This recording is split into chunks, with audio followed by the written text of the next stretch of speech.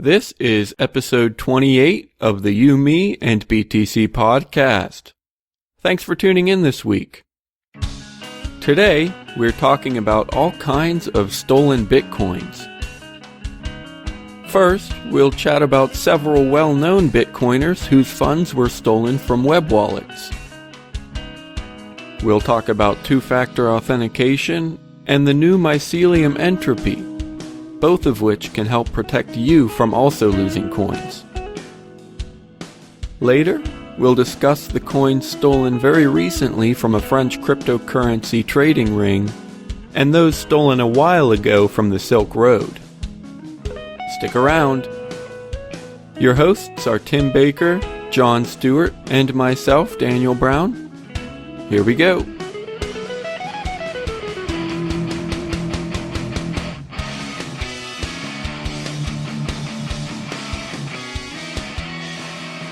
Hey guys, we are back again. It's the YMB and BTC podcast. We want to welcome everybody. There's all three of us here again today. It's been a while since we've done a normal episode just sitting down with the three of us. I'm Daniel Brown, and I'm here with Tim. Hello. And John. Hey.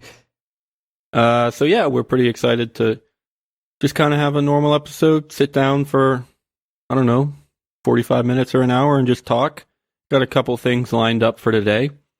But before we get started, actually, there's one thing I want to mention.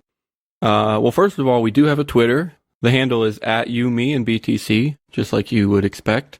And we want to let you guys know that we are planning on reading some of your tweets. So if you want to get on the show or have, your comment or whatever on the show, go ahead and tweet at us or tweet to us or whatever that's called. Yeah, just make sure you mention us @YMB and BTC. Then we'll go through our tweets and we'll probably read some on the show. And if there are questions, we can respond and things like that. So go ahead and follow us and leave us a tweet. But anyway, so we wanted to move on a little bit. We've been also kind of with Twitter. We all have Twitter and follow people. And we've been noticing kind of on Twitter this kind of a trend. I don't know, a lot of people were talking about two-factor authentication, and there were people at the conference that we went to that had lost some of their Bitcoins somehow. I think Tim's kind of on top of that. What's going on, Tim? I wouldn't say I'm on top of it. I've just been following what people have been saying on Twitter. Most I've heard it from Mad Bitcoins and Davi Barker's, both of his accounts, his Bitcoin Not Bombs and then his more personal page. But I don't think Mad Bitcoins had anything stolen. I know that Davi Barker had some stolen, and the Pre-Aid had some stolen, as well as the Nourishing Liberty, which she does like I'm looking at her website now. Her name is Liz Reitzig. I'm sorry if I'm mispronouncing that. But she does a lot of, it's basically a blog. She talks about libertarianism and like organic food, stuff like that. That's why it's called Nourishing Liberty. Not just organic food, but just, I guess, like the health food stuff. But anyway, I'm looking at her post right now about how she had them stolen. She says, I bought a few when they were pretty low, and she'd been adding to her collection. She'd kept her wallet on Coinbase, which I hadn't really known exactly how this stuff was getting stolen from before, but it sounds like something that happened to one of my Facebook friends, where he even had two-factor authentication on his, and the hack... Two-factor authentication. Wait, what? Two-factor authentication? Just go. Keep going. Wait, what am I doing? I don't understand. Just keep going. You're good. Alright, whatever. And even with that, they were still able to hack into it. But anyway, she says that she kept her wallet on Coinbase and was in the process of transferring the majority of it to a paper wallet. She was saying she's not like a hugely technical person, so she was trying to be careful and make sure she didn't just send Bitcoins to a paper wallet and then not understand how to get them back. Turns out she didn't get to the paper wallet quick enough, because one day she said it basically happened. She could basically see it happening in real time because she just got a bunch of emails saying that from her Authy app, which is what I've used for Coinbase, and it kept telling her that her account had been reset and to click a link to verify it. And it turns out her email and her Coinbase account had both been hacked. And so she basically got on to her email and her Coinbase and switched the passwords on both of those. And she got on, and it was only a few minutes after they had sent all of her Bitcoin to another address. So, and then this happened to a few other people. And I guess it's good that these people, they're sad, and obviously it's not a good thing for them to go through, but they're all just now pushing everyone to be careful with your Bitcoins. Don't hold them someplace where it can get hacked. If you have a decent amount of Bitcoins or anything that you don't need, even with having it on a paper wallet, it's not that difficult to just get it onto, like, you can just scan it into Mycelium or something like that. But if you have any amount of Bitcoins, don't have it in a web wallet, and don't even have it on a Bitcoin Core or whatever, just a desktop wallet. Just get it onto paper, because it's a lot harder to hack into. It's a lot harder for them to steal. Basically, only then they'd have to somehow get your private keys from the paper. Yeah, that's kind of one of the difficult things with Bitcoin at the moment. As great as it is, it still is a little difficult to keep them really as secure as they should be. It's just, there will be ways, in the future that make it easy to secure them more and everything like that, I think, just as people develop things and come up with ideas. But just in general, yeah, that's not the easiest thing to do at the moment, securing your Bitcoins. It's just takes a little bit of work. If you want to have kind of an offline wallet on like a computer or something, you have to go through quite a bit of setup. You probably want to keep it offline and make sure there's no viruses. And even if you do all that right, you never know if once you do want to send a transaction, you do have to connect to the internet to actually make the transaction happen. And that can make you vulnerable and things like that. So yeah, just in general, it's not the easiest thing in the world to keep your coins super safe. It is doable, but it's just not super easy. One thing that we wanted to mention that helps with, and this goes for anything with Bitcoin or anything that you keep secure, email, any accounts that you have, things like that. And this is something they were tweeting about quite a bit too, but that's two-factor authentication, which you tried to say, Tim, but... What was I saying? You were saying authentication, but it's authentication. Okay, yeah, sorry. I guess I kind of remember that now. Yeah. I see Mad Bitcoins. One tweet says, "I've seen more Bitcoins stolen than I will ever own, and from the best people." This is all caps. No more paper plus 2FA, which is two-factor authentication. Actually, it's pretty interesting that he mentioned it's from the best people, because that's an important point. It can happen to anybody. Even if you're a Bitcoin expert and know everything about Bitcoin, you still can be hacked, or things can be stolen, or, a virus or whatever. And it's kind of interesting. Might be worth mentioning our interview with Andreas Antonopoulos, and we thought it was kind of interesting when he told us, now this was a scam, it wasn't a hack or anything, but he's the chief security officer of blockchain. Like, it's his job to keep people's Bitcoin safe. And even he was, and that's been his job for however many years, probably 10 or 20, not with Bitcoin, but just in general in the security field. But that's what, even he was scammed out of $500. Now that was with counterfeit money, but still, the point is, this kind of thing can happen to anybody. But yeah, then what I was saying in the first place is the two-factor authentication. If you don't know what that is, or if you don't have it yet, you definitely want to get that on as many things as you can.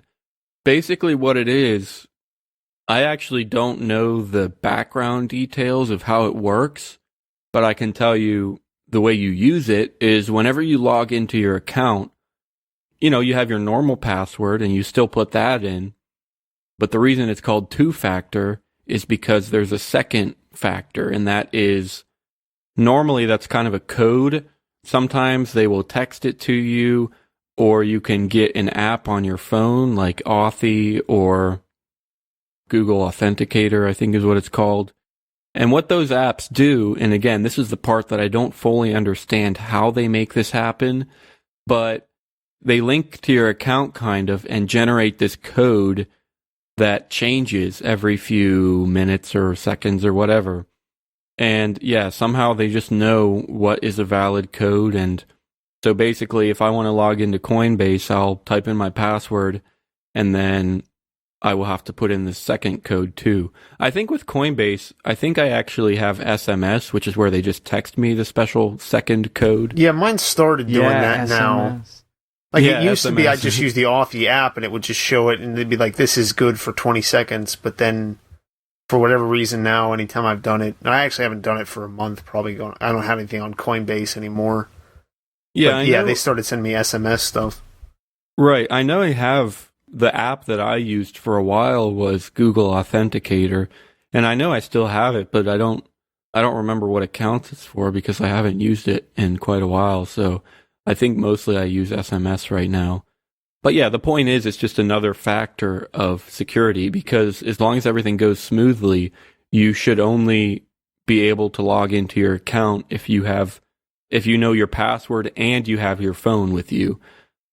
And it's unlikely that anyone would be able to get a hold of both of those from you. It's possible, but unlikely. And also, don't keep your money in online wallets. Well, right. I read a little bit more on her thing. She said she had 30 Bitcoin stolen. And I mean, it's way too much to have on an online wallet. Yeah, just another plug for offline wallets and off computer wallets even. I mean, we shouldn't have to remind anybody about Mt. Gox. And something like that could really happen with any company. Like you might think Coinbase is trustworthy or blockchain is trustworthy, but really that could happen to anybody. Right. And yeah, because even if they are trustworthy, they could be hacked by someone that's not trustworthy. And so no matter how good a person they are, maybe it'll get stolen from them or something. So, and just, I guess I just want to say, like, part of the whole point of all this cryptocurrency stuff is so that you can keep your own money. That's like one of the main ideas behind the whole thing. So if you're buying all this coin and just leaving it in Coinbase, you're not really like using it for its intended purpose. Or if it gets stolen, I can't really feel that sorry for you because you're kind of like ignoring one of the main uses for this. So just, keep control of your own money. Put it on a paper wallet. Yeah, absolutely. But even another thing worth mentioning there is that you also should not have it all on paper, or at least not all on one paper wallet. That's a dumb idea too. I mean, even if you make 3 copies of it and keep it in your safe and in your mattress or whatever, I don't know where the safe place to keep them is, but no matter what, if it's all in one place, it's also, you could lose it all in one way.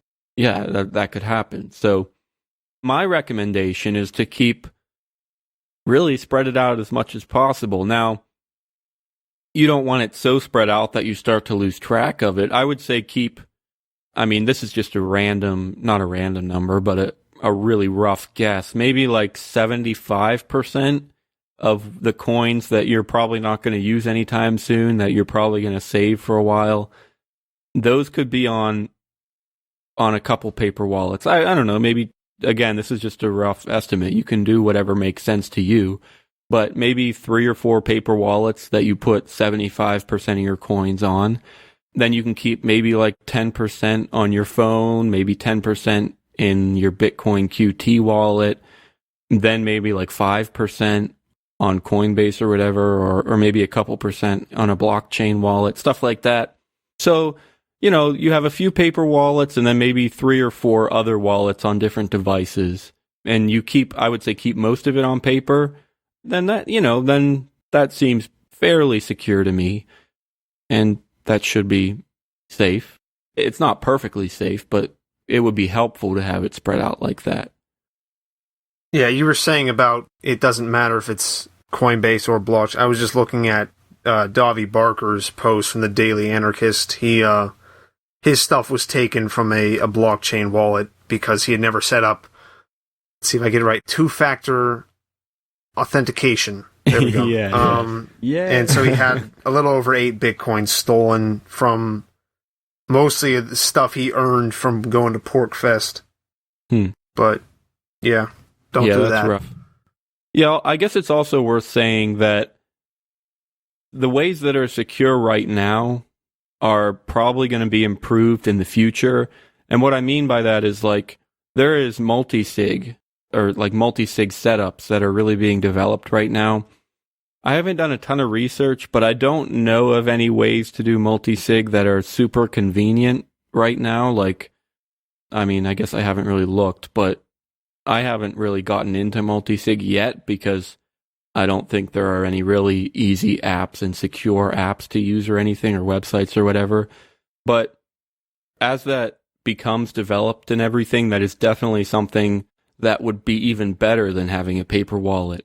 If you're able to split a private key 3 ways and have like a 2 out of 3 address, then you can just keep it in 3 different places, and then if somebody gets one, it's useless to them, and you can secure the coins with the other 2 or anything like that. Or if you give the other keys to other people too, that way the coins can't be moved without 2 out of 3 people agreeing that they should be moved. Or actually, you can also do any number. You could do 3 out of 6. You could do 6 out of 8. Anything like that can be done. Again, I don't know of any super convenient ways to actually implement that right now, but I know it's all under development, so keep an eye out for that kind of thing in the future. And then one other thing that we wanted to talk about with kind of security and paper wallets and everything, I just found this today, which kind of surprised me because it looks like a really cool idea, and I thought I would have found it sooner. But anyway, there's a really cool device that I'm seeing that is under development. It's called Mycelium Entropy. Now, Mycelium is an Android Bitcoin wallet. That's pretty cool. I'm pretty sure you use it, right, Tim? Yeah. I don't know if there's anything super special about it other than it's just a wallet that works well with Android. But this device was really cool when I saw it, and I'm probably going to get one. What it is, it's a little USB device. It looks just like a flash drive, really. A pretty small flash drive, too. And what it does is inside, I'm sure it has a little bit of a computer or whatever, and it automatically generates a paper wallet, a secure, truly random, well, I don't know, truly random, but sufficiently random paper wallet. And what it does is it kind of makes it into a JPEG that shows up as a file on the device. So what you can do with it, the way you're supposed to use it is that you plug it directly into a printer, which can print from a flash drive. The printer will see I think it was a JPEG, but the image or whatever has the paper wallet on it, and you just click go and it prints it. It's super simple. All you do is plug it into a printer and it prints out a paper wallet. I thought that was amazing. There are some technical details about how the randomness works. But yeah, that just seemed like a really cool idea.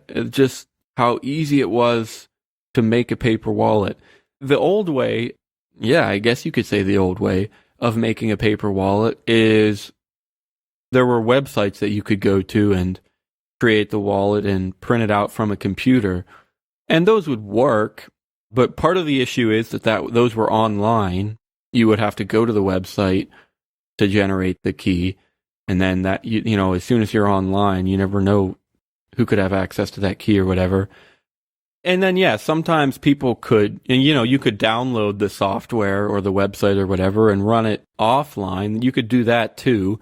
But even then, you have to use your computer, which, if it's a normal computer, it's probably been online at some point, or it will be online again in the future.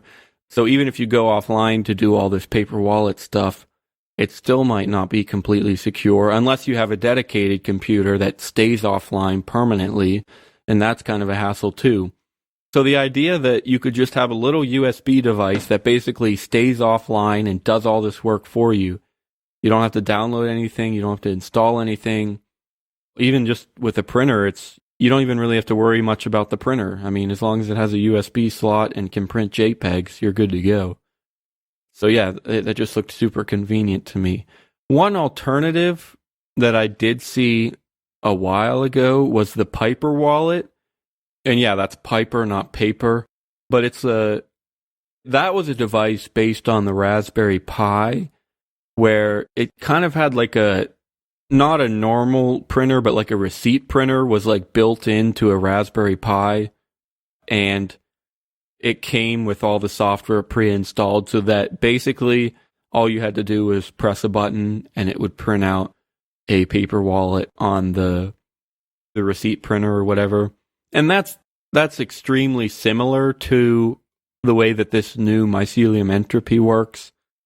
Because yeah, that's also completely offline, and it's also just kind of push a button and it prints a paper wallet. So that's really similar. The only difference is it's a lot bigger compared to just like a flash drive kind of thing, and it's also a lot more expensive. I think the Piper wallet runs around $200, and this Entropy, I don't know how much it will sell after it's produced, but with the Indiegogo campaign, if you make a $40 donation, you'll get a device. So $40 for this Entropy thing. So that's a really good price if you ask me. For, really you just buy it once and you're good to go for as many paper wallets as you need. And you could even give it to friends too, because, I mean, from what I understand, it just, as soon as you unplug it, the keys are wiped from memory. So you can use it as much as you want and share it around all the time and just print off wallets to your heart's content. So that seems pretty cool.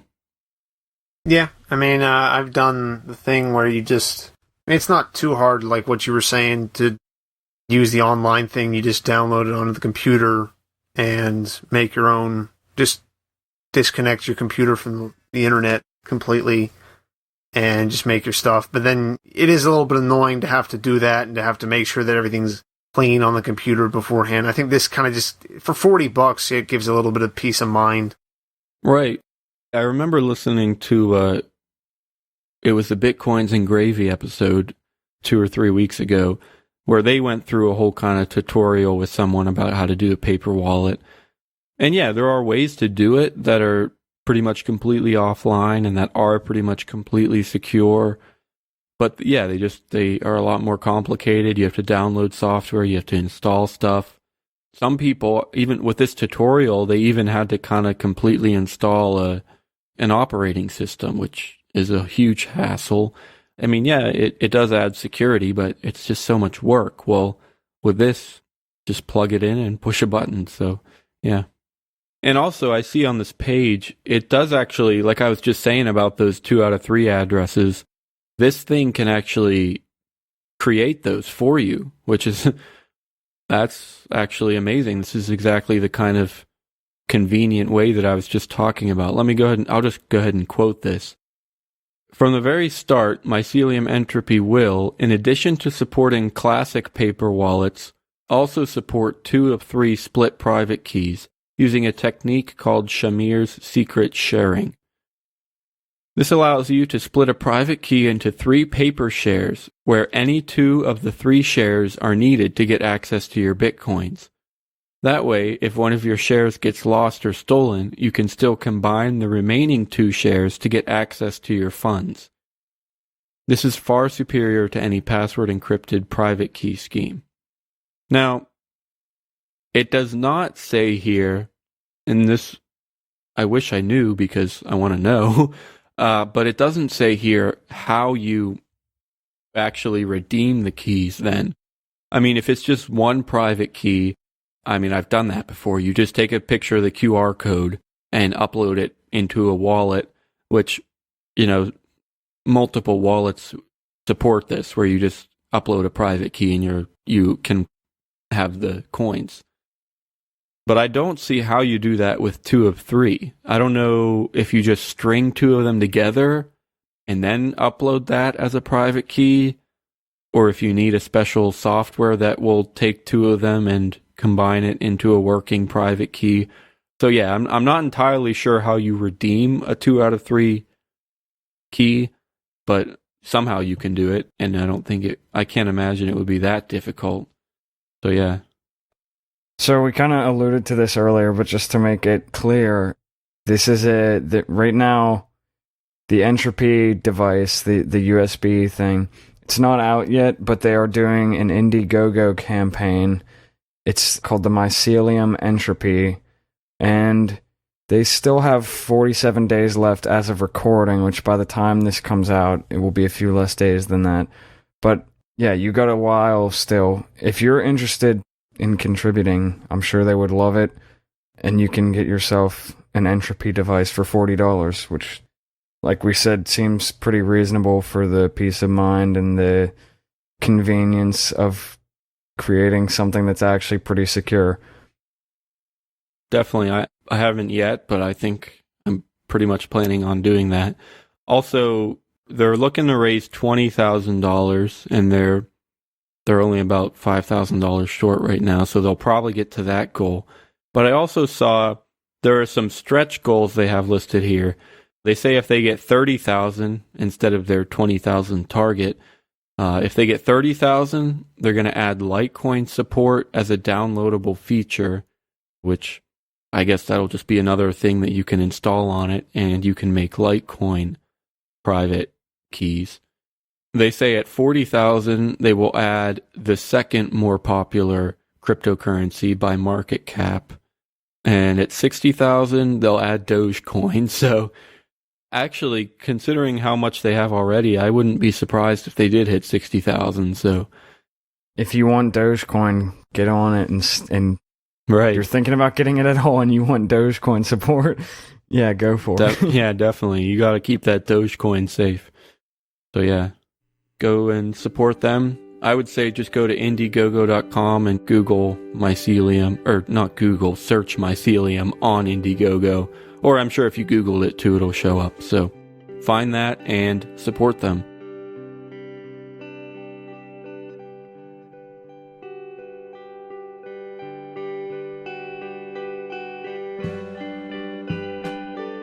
You're listening to the You, Me, and BTC podcast. We need your help. First of all, we'd love it if you could check out our website, youmeandbtc.com. There you can find donation addresses for every single article and episode, and we'd love it if you could make use of those. We could also use some fans and followers, so if you're willing, please visit Facebook or Twitter.com/youmeandbtc. Lastly, remember to subscribe to the show. You can do that on iTunes or sign up on our website to receive email updates. Thanks for your support.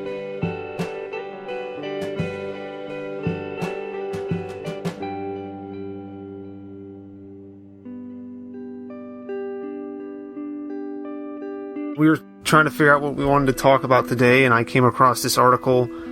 It was published July 7th, 2014, which is today as we're recording now. Title of the article is, you can find it on a few different websites. I'm looking from Russia Today. It says, Bitcoin busted, French police wind up... Alright, that title doesn't make any sense. Basically, in France, the police made a raid on what they deemed to be an illegal Bitcoin trading network. And this is the first operation to bust a virtual money exchange in Europe. And it's the first raid where like Bitcoins were taken as like part of the crime or something. But it's important to note that the Bitcoins were not the thing that was illegal. It was illegal because in France you need a certain license, which I guess I'll just read that part. That's at the very end of it. But under French law, platforms that exchange Bitcoins and euros have to be approved by the ACPR, the country's financial watchdog. However, police discovered that the website operated by the suspects had not been authorized. So they basically... The suspects who were... they were there when they were raided.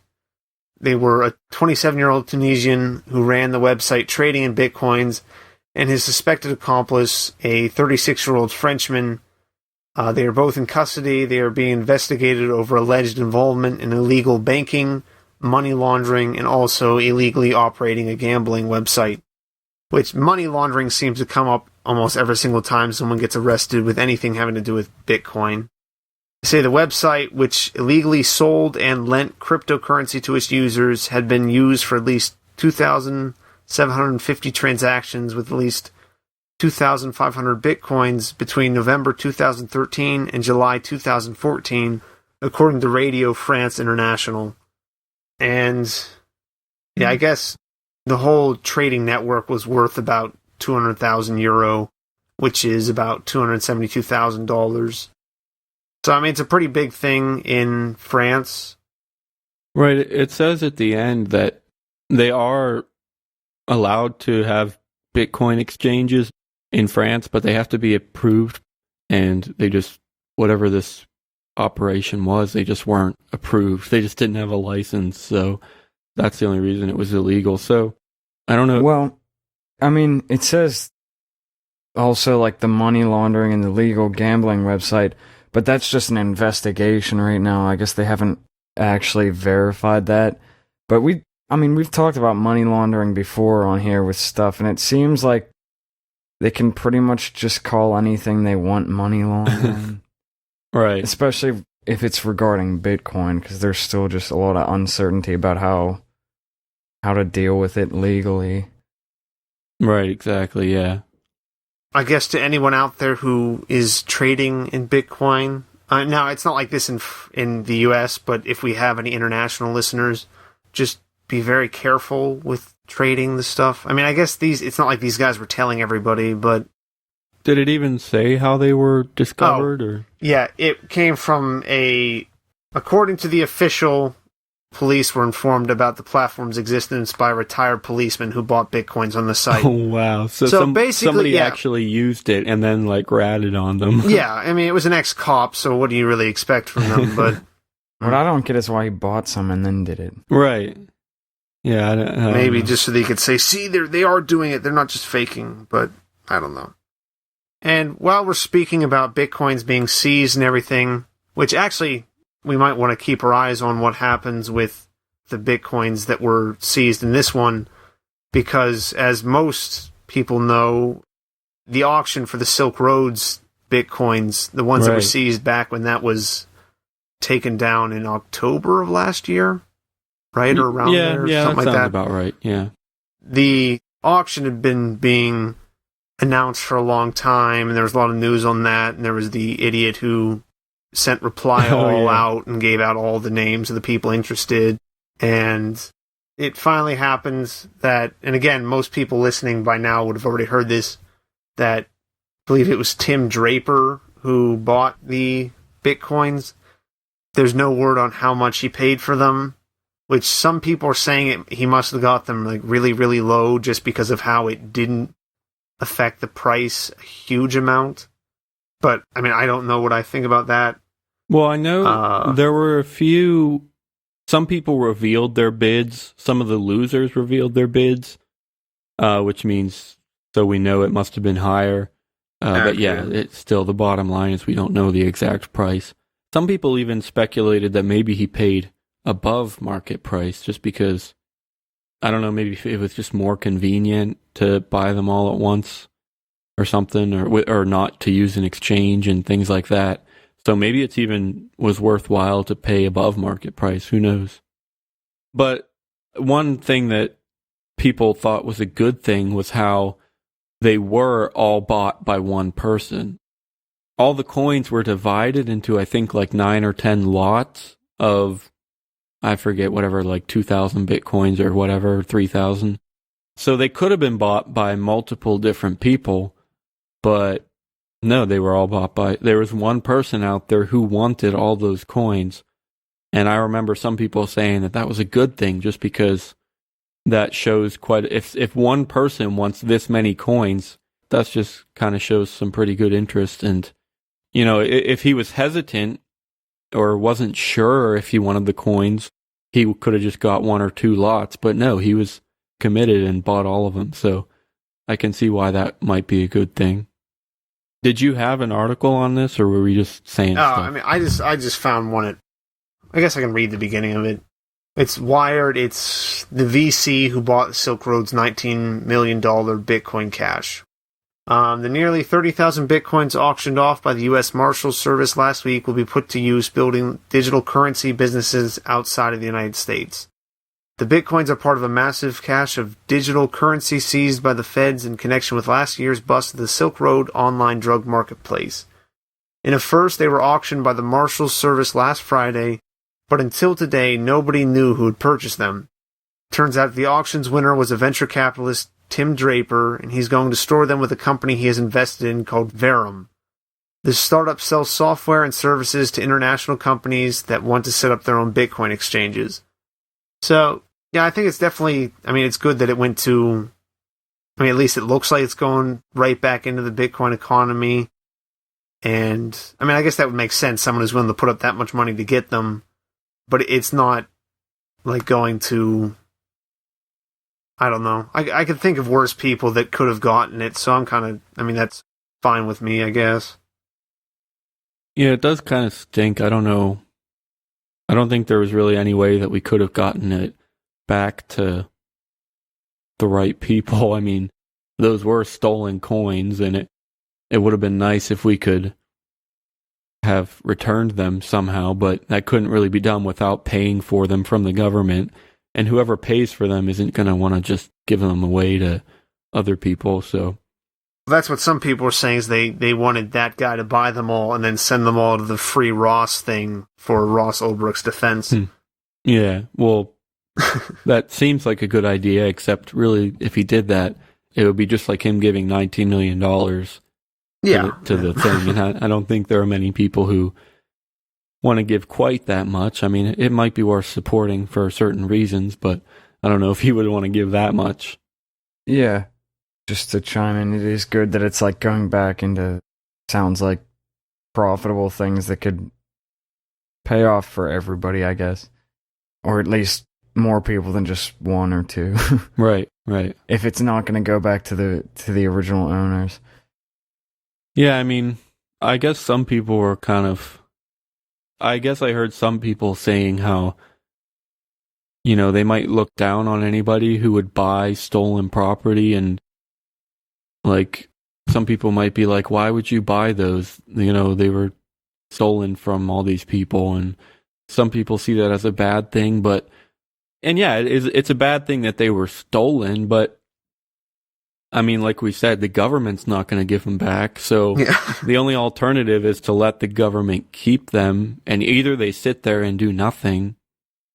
Well, actually, that would be the only thing, because if they use the coins for anything, then could make the same argument. Well, why would you accept those stolen coins? So yeah, basically the only alternative is for the government to literally do nothing with them if nobody ever bought them.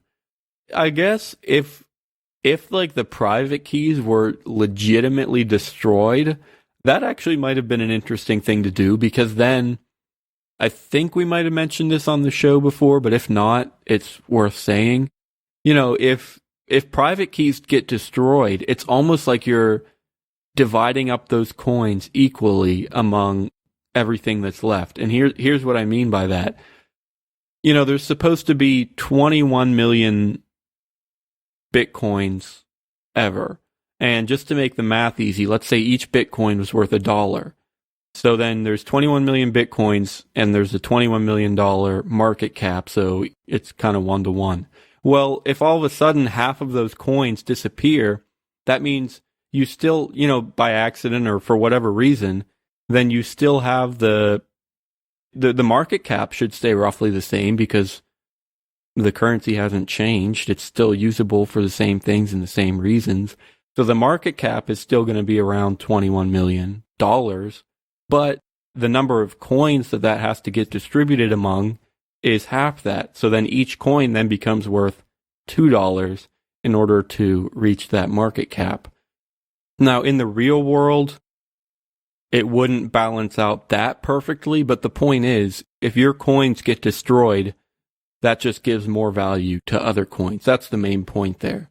It doesn't work out as smoothly as what I said, but that's basically what happens.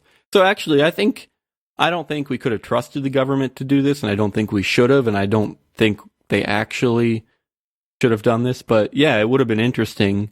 They could have destroyed the private keys, and in a way that would have been like making a donation to everyone else who has Bitcoins, because they would then be that much more valuable. Does that make sense? Yeah, that's a pretty interesting thought. It seems to make sense to me, I guess. Yeah, I just wouldn't understand why the government would do that. Right. That's most of the reason why they do these raids, is to get money. And no, my worst fear would be that, or not my worst fear, but what I kind of would expect is that they would say that they destroyed the keys, but they wouldn't really, and somebody might steal them at some point, or they might do stupid stuff, and I wouldn't trust them to actually destroy the keys, which is part of the reason that I wouldn't want to see that happen. Yeah, it gets kind of hard when you're talking about like something that the government's stolen, and yeah, I heard a lot of people saying like they should boycott it, but I mean, not that I like the argument that says, oh, well, someone else is going to do it, so you should just do it. I mean, I wasn't going to buy them just because I don't have that much money, but I don't think you can really go after someone who, like, they bought it from the person. No one's going to go after the government for it, so it's not like, well, you bought it before we had a chance to get them back in a way and return them to everyone. No one's going to go after the government to stop them. No one's going to take them to court over it, so I don't see how you can really criticize someone who does that.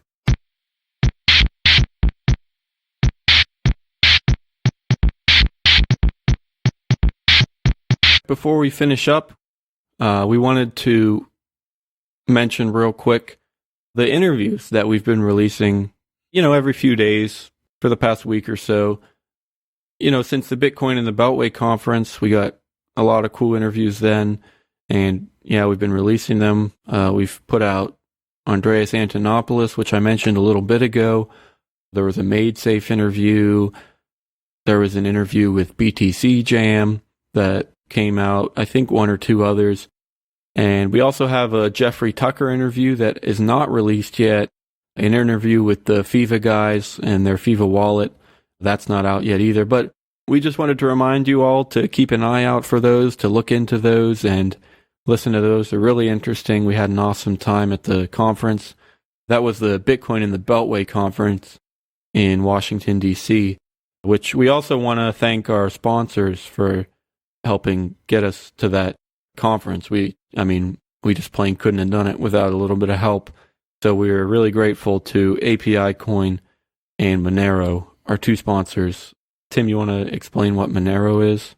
Yeah, I don't have that great of a technical understanding of a lot of this stuff, but Monero, it's a very privacy-centric cryptocurrency. It uses the CryptoNote technology, and mostly I'm going off of what, like I said, because I don't have that great of a technical background, but they say that two of the main features of CryptoNote are its ring signatures that mask like the sender identifications or identities by mixing, and the use of one-time keys that make transactions unlinkable.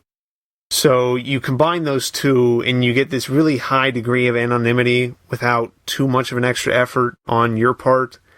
CryptoNote and anything built with that just has, that kind of anonymity is just way beyond Bitcoin. What Bitcoin can do right now, like just by design, it's way more anonymous than Bitcoin. That's what it's built for, where Bitcoin isn't built for that. But we talk a lot about anonymity on here and why making transactions more anonymous can be very useful and very desirable. So if you're someone who that interests, definitely check out Monero and look at getting into mining that, or just picking up someplace. I know, Daniel, you're mining Monero right now. How's that going for you? Right, yeah. The reason I started mining is because they said that the graphics card mining and the CPU mining is about 1-to-1 right now. So I feel comfortable knowing that I can actually mine a reasonable amount with my computer and I don't need to have all this extra stuff. So yeah, I think I have almost 2 coins. I don't mine 24/7 just because I do it on my normal computer. But yeah, I just do it for fun, and it's been pretty cool. I mean, I can tell that the difficulty has been going up because my profit has slowed, but yeah, I just do it for fun. And if you are looking at investing maybe a little bit, as always, just be careful and make sure you're not putting your life savings into something like this. But yeah, if you want to invest a little bit, now might be a good time because they are on a bit of a dip. I know the price had been as high as 9 millibits, and now it's down near 3 point something. So yeah, there's a bit of a dip, and if you want to buy, it might be a good chance to look into that. Just, of course, do your research and everything. But yeah, look into that. We also want to thank our other sponsor. That was API Coin, like we said. It's kind of interesting. Our sponsor that sounds like a coin isn't actually a coin, and our sponsor that doesn't sound like a coin actually is a coin. But anyway, yeah, API Coin is an API, not a cryptocurrency. But it's really cool. It's an API for Bitcoin. They can run the blockchain for you and kind of handle information for you. And they have like watch-only wallets, and it will notify you when one of your addresses gets funded or gets a payment or whatever, but they never request your private keys, and that's really important. They like to be secure and private and everything. So you never have to send them your private keys, but they can do watch-only wallets, which is great for if you have if you sell stuff online or any kind of project that deals with transactions. It's good for that. It'll notify you. But I mean, that's just one use case, though. It's a really fully featured API, something you definitely want to look into. If you do have a Bitcoin product or a service, I know the creator, he's been in Bitcoin for over 3 years, so he really knows what's going on. And I've seen him tweeting quite a bit about how he wants to work with like anybody. If you have an ATM that you're developing or any kind of project, if you're working on like an Android wallet or even an iPhone wallet, because they're starting to allow those. That's the kind of people he wants to work with if you have a project or a service in Bitcoin. He's a really good entrepreneur, and he's really ready to work for you. He can design his API to do what you need it to do because he's still creating it and developing it, and he just really wants to work with people. So yeah, that's definitely something you want to look into. Really secure, really private, really great guy. So he knows what he's doing, and he can really benefit you. So check that out.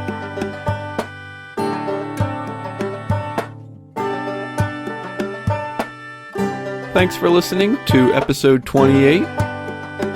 All of the music in today's show was written and recorded by John Stuart. Remember to send us a tweet so we can read it on the show. And also check out our brand new YouTube channel by searching for You, Me, and BTC on YouTube. We'll see you next Thursday.